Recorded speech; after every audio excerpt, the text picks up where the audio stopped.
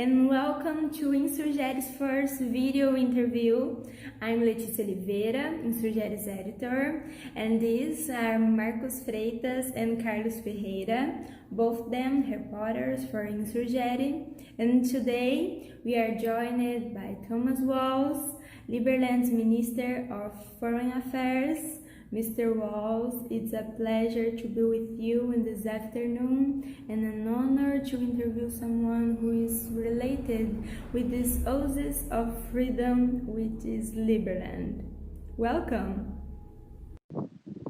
Yeah, é um prazer conhecê-la e também um prazer falar com você hoje. My name is Thomas Walls, Minister of Foreign Relations with Liberland, and also member of the board of Liberland Aid Foundation. So it's great to have friends over in Brazil and who are spreading the message about Liberland and the Liberland Aid Foundation. And so many people who are interested in the ideas of liberty. And we are very glad to have a big audience there. Okay, wonderful. Let's begin. How did you begin your journey as a Liberlandian? Well, I heard about Liberland in the news, and I was so excited that some people were starting a libertarian country. And immediately I got involved. I contacted Vít, even though thousands of people were trying to contact him to get involved. We had some mutual friends already in the liberty movement, and I had some diplomatic experience, so he was very appreciative of that and asked me to be representative for United States. And since then, we've been working in United States and also all over the world, and then they asked me to be Minister of Foreign Relations. So that's something I took on very gladly, and it's been very exciting. Okay. And how does this remote job work? You didn't live in Liberland now, but you work for it. How does this work? Well, it's most people who are part of Liberland do not live there. They live in all countries around the globe, and of course, sometimes I travel on behalf of Liberland. I will go to other countries. I will meet with other diplomats and attend events and conferences and speak in different places to spread the message of Liberland. So it's a very mobile job. I can do a lot of my role here where I live at home, but it also involves a lot of travel. Of course, in the last 2 or 3 months, there hasn't been very much travel at all. So we have to have our meetings like this in a Skype or Zoom or something like that. So we still do going strong, and we just had our anniversary in April, our 5th anniversary, and we also going to have a conference every month, and we're going to inaugurate our Liberland Chamber of Commerce, and this is an organization where businesses all around the world can join Liberland Chamber of Commerce and promote Liberland in the business world. Okay, wonderful. Now we're going to start with some questions about Liberland Aid Foundation, okay, which was our first point of interest in this interview. Sure. When I contacted Patricia, and then some questions about Liberland in general, okay? Sure. Okay. So the third question I'd like to ask you, sir, is which are the assistance programs of the foundation and how do they work? Okay, well, I can talk a little bit about that. I just mentioned that we distributed laptop computers to a school in Apatine.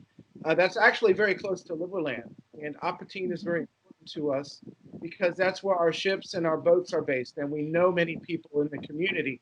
So it's very easy to identify where is a need, where can we help, where can we benefit people who might not have the opportunity to study computer programming or something like that.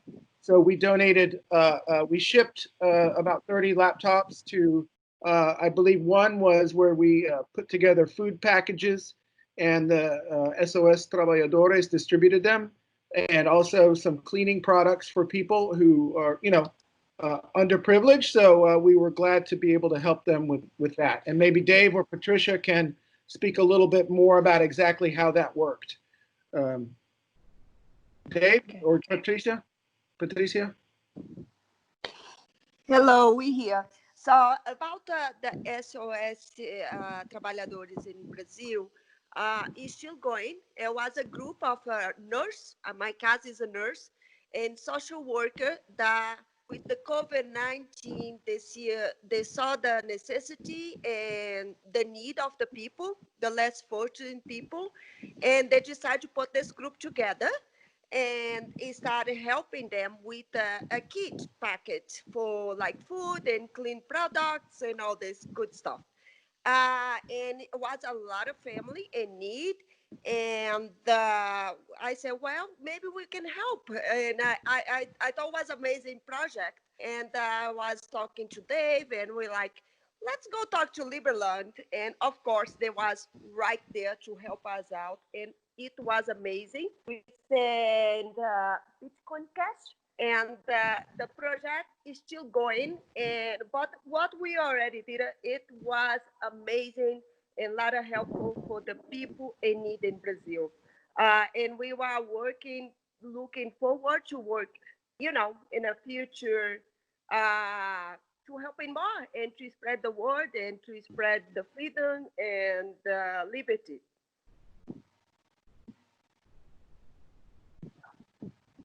Great.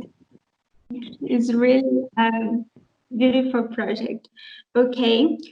Currently, Liberland has helped countries like Serbia, Haiti, and Brazil, of course. What are the criteria of foundation assistance? Okay, so the first action that we did was in Somaliland in Africa. This is not part of Somalia, but Somaliland is its own country, and it declared independence in the 1990s. We actually have diplomatic relations with Somaliland. And about 1.5 years ago, there was a cyclone in Somaliland. It destroyed a few villages and the wells they used to get water out of the ground. So we had some Liberland citizens, both in Somaliland and Dubai, who came together and said, okay, we trade with Somaliland, so let's put together a food shipment and send enough food to feed these people for 30 days. So we loaded the containers in Dubai. We sent it to Berbera, I think, in Somaliland. And then we had it distributed to Hargeisa, which is the capital. And then they helped us out with some trucks, and we distributed enough food to feed an entire village for 30 days in Somaliland. So the criteria was there was an immediate need for help. There was people who were pretty much in trouble. Their homes were destroyed, and they had no one else to help them. So we had an opportunity to step forward and make a difference. So in the case of Haiti, we also have some people who have very good connections to Haiti. And what's been happening there has been pretty much a disaster, and people are in big trouble. So we did as much as we could to find people to donate enough food to fill a container about, let's see, maybe 12 meters long. I guess they're how big they are. So we were working with grocery stores. We're working with other people who are already involved in charity efforts. So we're working with the Red Cross down there in Haiti to distribute it. And this got recognition from the president's office in Haiti. So I think that will also help us get formal diplomatic relations. So we have to evaluate each project on a case-by-case basis. We were all very excited about helping Brazil. We were all very interested in the project in Serbia, of course. We had people with connections with Serbia. And so the more we get involved, the more of a presence we have in the world, and the more we can make a difference. So, we have to make sure that the donation does make a difference, because it helps to know that there are people there, we know them, to make sure that the aid gets to the people who need it. All too often in the international charity scene, the aid just disappears. I mean, for example, with the Clinton Foundation, there were millions of dollars that were donated to the Clinton Foundation to help, also in Haiti, but it disappeared, or it went straight into some people's pockets. So we like to try to get to know the people we're working with, and we have good contacts on the ground, and that's also part of the criteria we use to start a project. Okay, wonderful.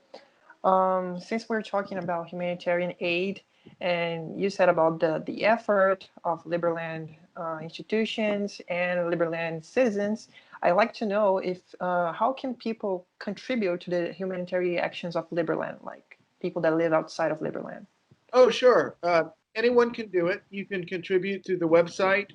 We accept donations also through cryptocurrency, Bitcoin, Ethereum, etc. Or you can even organize. You don't even need to do that. You can organize your own action. And once it's approved, we can associate that with Liberland Aid Foundation. Like, for example, where you are, if you have a project there, and we know you, and you have a plan to distribute something or assist people in some way, please let us know about that. And maybe we can include that as the activities of Liberland Aid Foundation.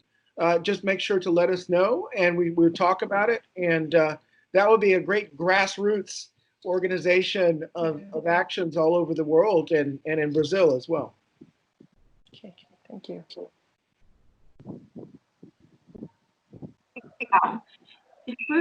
The Free Republic of Liberland structures itself in libertarian values. Okay, given the current scenario of a pandemic crisis, how the foundation should they implement policies? Oh, that's a very good question. We like to demonstrate that in many ways, governments have prevented people from helping themselves. Sometimes they pass laws or restrict people from selling medical equipment, and it's very difficult to distribute some of the things. In the United States, where I live in New York, the governor of New York said all the senior citizen homes have to accept COVID-19 patients. Well, you know who's the most vulnerable to COVID-19 is the old people. And so the government forced the elderly homes to accept the corona patients. So they have so many deaths in New York now because of that situation. That was also the case in the state of Michigan, where the governor ordered the senior citizen homes to accept the COVID patients. And of course, they're the most vulnerable. They have the most danger to getting the coronavirus and dying. I know people whose father, whose mother got coronavirus, and some of them died. And in many of these cases, this was forced by the government. In Czech Republic, where our president lives, they were trying to import a number of respirators and to give them out for free. But the government confiscated them when they came over the border. Also, we sent hundreds of face masks to Croatia for them to use at the central hospital in Zagreb. Now, it took several weeks to deliver because of customs bureaucracy. They sat in a warehouse because, okay, you need to fill out this form and you need to get an approval. We thought we already had approval because we asked Ministry of Interior, but, still the bureaucrats made it very slow. Ultimately, it should have been 2 or 3 days, boom, delivered. But it took several weeks because of the government. Ministry of Interior in Croatia finally accepted it, but they took possession of it. They have to centralize all aid coming in so they can distribute it because they allegedly have the knowledge to distribute things according to need. But a few weeks later, they were distributed to senior citizens' homes, so we are glad they did some good. But that's just some of the problems government causes in trying to help people during the pandemic crisis. So voluntary action would be a lot better than some of these things governments are doing. Well, Thomas, first of all, I need to say that it's a great pleasure to be talking to you. And thank you for considering us this interview. But I would like to ask that in 2016, Andy Eckert, a journalist, called Liberland a startup state. Mm-hmm. What do you think about this? This is correct. There is a startup societies movement, and we are aligned with them. Our good friend Joseph McKinney is part of that. Also, Patry Friedman, who is the grandson of Milton Friedman and son of David Friedman. He's also involved with that. And many others. We share information with startup societies, and we attend each other's events. Well, at the moment, they're virtual, but we support the startup societies movement, and we could be considered a startup state, I think. We're still working on the systems and processes that will provide a framework for Liberland, but so it's definitely a startup state since we've the people who are interested in it make up the citizens and supporters. So it's not something based on ethnicity, or it's not something based on color of your skin or religion. It's something where people who have similar ideas come together and voluntarily say, okay, we're going to make a society and we want to be free. So yes, it is a startup state. Okay. So one of the big things that when we're discussing libertarian values and we're going to talk about these kind of stuff, a question that some people ask us, especially here in Brazil, where the libertarian movement is growing a lot. Yes. People ask us about the use of force. Sure. And they ask about policemen and everything. So I'd like to ask you, sir, how does the use of force work in Liberland? We believe that no one should initiate force against another person. We have a constitution that establishes a framework of liberty and individual rights.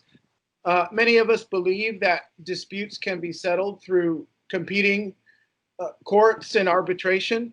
And there's actually some interesting blockchain solutions to arbitration and dispute settling, like Claros, for example. We're talking with them about setting up a competition in the realm of, okay, you have an argument with this person, so we need to settle the argument peacefully. So why not have competitive services saying, well, we can solve that problem better than these guys can. So maybe that will come up with a really good idea of that, traditionally provided by the state. Now, we get support from both anarcho-capitalists and minarchists. We welcome all people from the liberty movement. And I've been involved with liberty movement for a long time. I've been a supporter of Ron Paul, and I worked on his campaigns in the United States. And he also spoke to our anniversary in April. I invited him, and he graciously accepted the speaking to Liberland anniversary. So we're very happy about that. One issue with anarcho-capitalist theory is the equal provision of justice. This is a serious issue. We think we have some innovative ideas around this, like I talked about with competitive arbitration, competitive courts. Now, with the state today, you do not have equal provision of justice. That's for sure. So maybe there's some ways to decentralize the monopoly of power so that this danger is reduced. You look at the United States now, problems with police, problems also with the mob of people rioting. How are you going to solve that? Both are a threat to liberty. Both the state and a mob of people, a riot, they both are a threat to liberty. So how can we best approach that to protect people's rights and make them safe and make peaceful relations between one another? So this is a very, very good question and very topical and very timely. Okay, thank you. Well, in January 2019, Jean-Claude Juncker said that Liberland requires further clarification. These views were received with optimism by Liberland's enthusiasts. Was there any progress after Juncker's speech, and what has been made since that moment? Well, that's a good question. I was there with Vít and David, and was also there in Brussels in 1 month before that. And we were meeting with several members of European Parliament, including one from the UK, who helped us. And he posed that question to Jean-Claude Juncker. And we asked him if Liberland was part of the EU or outside of the EU. So that's when he said that the issue of Liberland requires further clarification. We were surprised that he addressed us directly, and that's why we did receive it with optimism. As far as progress with the EU itself, it's limited. We tried to build groups of supporters in different EU countries. We do have an office in Brussels now, which is very nice, so we can have relations with people there. As far as the EU itself, we don't aspire to join the EU at all. There are too many taxes, too many regulations, too many directives that come from Brussels that tell you what to do. See, a lot of the smaller countries want to be a member because they get all that money from Brussels. So we don't care about that. We care about liberty. And we want relations with the EU. We want to trade with the EU. But our position is we are outside of the EU, but we do want to have good relations. Maybe we're going to look at joining the trade organizations in Europe. There's some other free trade zones that we are working on. And I think as a trading partner would be very good to be partner with EU, but we don't want to be a member at all. I see. Okay, Mr. Wilson, when we talk about international relations, me as a student, I know that a lot. When we're talking about international relations, a question that comes a lot is about supranational organizations like the UN and etc. So I'd like to ask you, in relation to supranational organizations like the UN, how does Liberland intend to be recognized, if it intends to? Actually, yeah, the UN is sort of similar to EU. We don't like the idea of one world government. We think that's a bad idea. But we have attended UN General Assembly events like in New York and in Switzerland, and we have met many diplomats from all over the world. Our team has traveled to every continent to meet with diplomatic colleagues in many nations. And UN events are very useful in reaching out to these people and meeting them. Again, being a member of the UN, I don't think it's realistic for us in the short term, or maybe even the long term. Now, one idea is we could pursue membership in the UN as observer status. That would be a little easier to attain. We just need a certain number of sponsors from other countries to endorse observer status for Liberland, and that I think would be acceptable.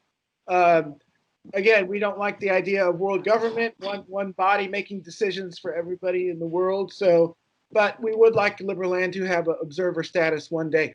Now, also other supranational organizations like OAS, Organization of American States, we have corresponded with them, and perhaps we can have observer status with Organization of American States.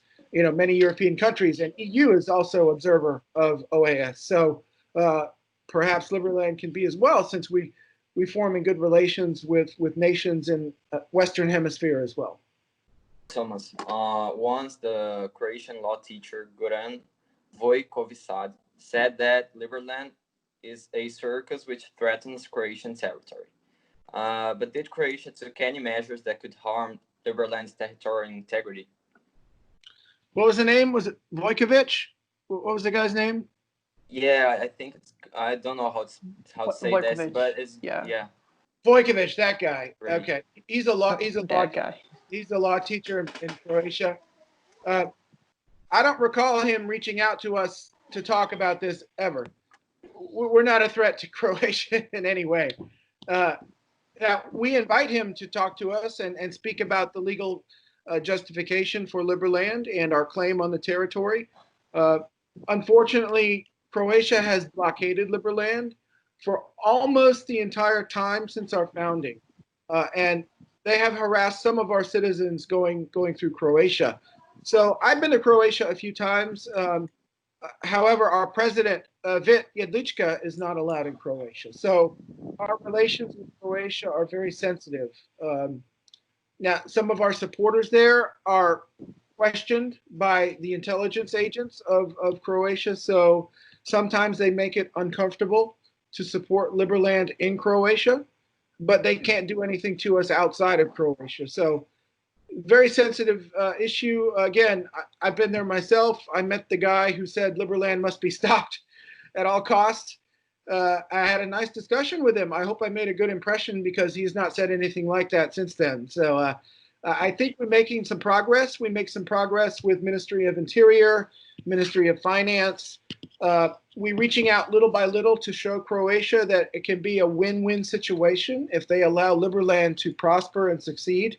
And we don't need to have any confrontation at the border. I think in the summer, when Liberland was first started, there were some confrontations between very excited supporters of Liberland and Croatian police. So we've tried not to do that since then, and that was not official actions of Liberland. So I think if with a concerted effort, to make friends with Croatia. I think we can have a very, very nice arrangement with them. And maybe we can pay them to be our border security. Maybe we can hire Croatian people to work in Liberland. Maybe we can hire them as in tourism, or in taking care of the ships, or in computer technology or blockchain. The town of Osijek is not very far from Liberland, and there's a lot of unemployment there. So maybe the opportunities that Liberland offers with its free markets and freedom of development and its high technology, we have something to offer to Croatia. Now, all these things we already doing in Serbia. We already have our ships and boats in Serbia. We already have offices there. We have brought businesses to Serbia, and we have a lot of good friends there. So we'd love to do the same thing with Croatia if they opened up a little bit.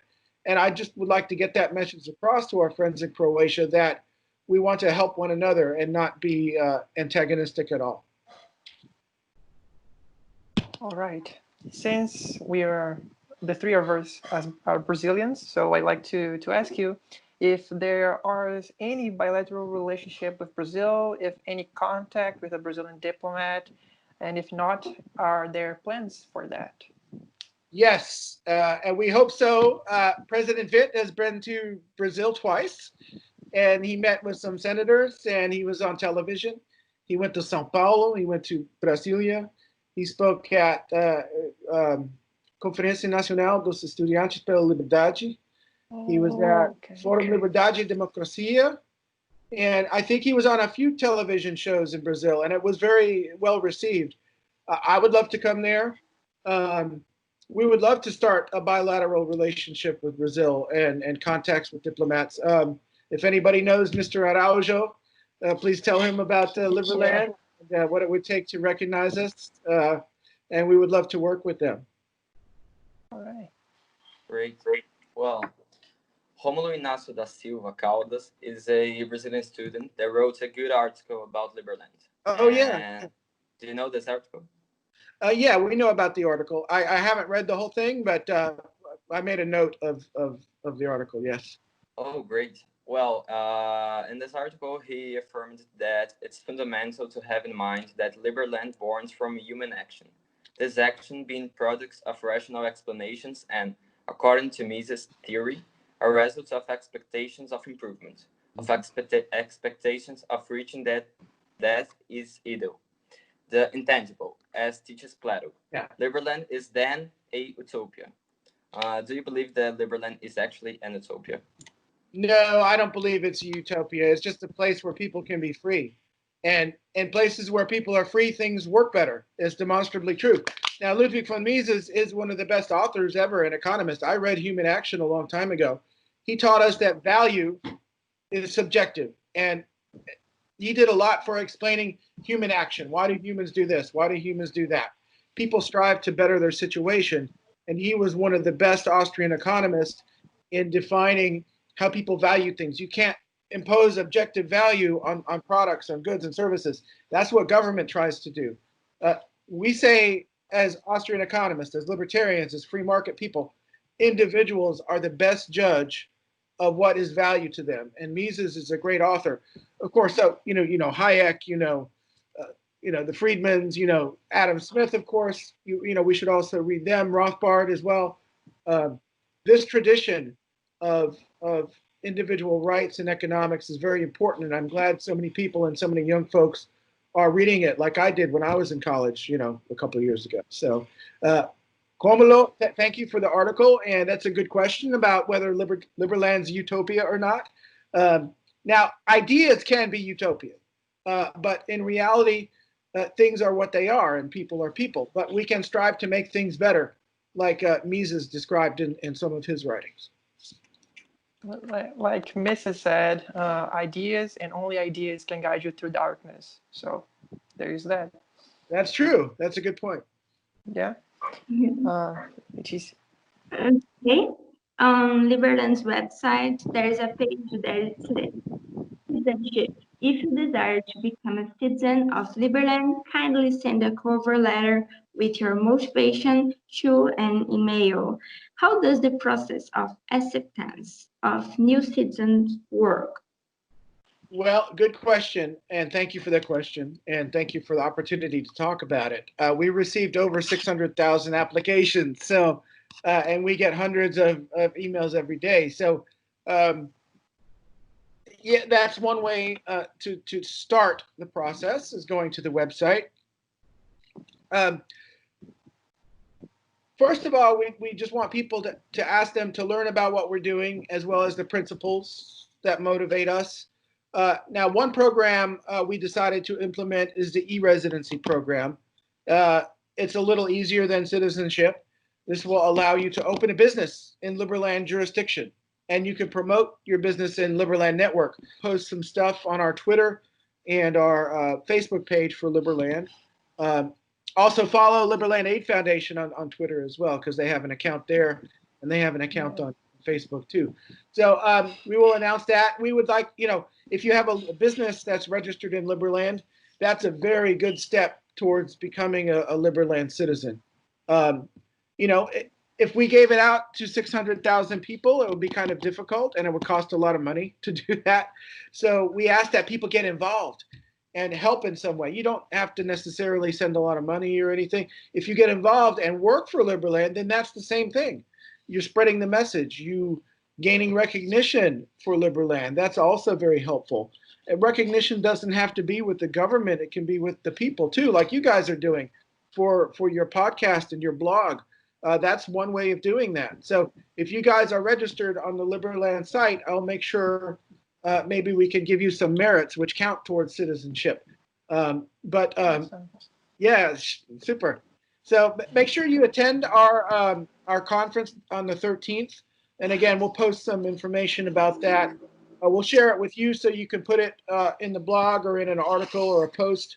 And we'll also post it on our website so you can actually join and take part in the discussion. All right. That's wonderful. Thank you. And just for finish, okay, what are the challenges of Liberland now? After all, it's a 5 years old republic, all right? What are your goals now?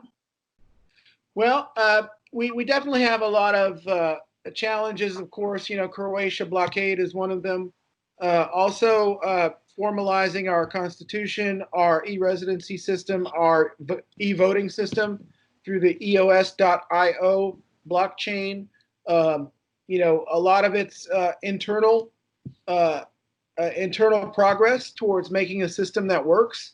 So we would like to invite people who are professionals in blockchain, in the law, and in other areas to come and be part of Liberland and help us. We're working very hard on that. Sometimes we get started on one project and then another project takes the importance over that. So I think sometimes focusing on one thing is a challenge, because we have in the inner circle, there's just, there's only so much resources we have. So we could use a lot of help from other people. And sometimes we get offers of a lot of help, but it's hard to organize that help. So sometimes we lose initiative when we have a little too much coverage in the press, because there's so many people volunteering to help. It's hard to say, okay, how can we manage this wonderful, generous offering of help? So sometimes we get lost in the enthusiasm about Liberland, but we're getting better, and we're having a formal structure. And everything is based on voluntary principles, voluntary taxes, voluntary participation. We don't force anybody to do anything. And that's part of the beauty of Liberland. So in addition to challenges, there are many opportunities in spreading our message. If we inspire other people to start their own Liberland, hey, we're doing our job. So, and we're very happy about that. All right. So, Mr. Walls, it has been a pleasure, an immense pleasure to talk to you. Thank you very much for being able to talk to Insugere. You were awesome in this interview, and we would like to thank you for that. Thank you for all the information you gave us, and we hope to talk to you soon again. Thank you so much. Muito obrigado. Era prazer falar com você.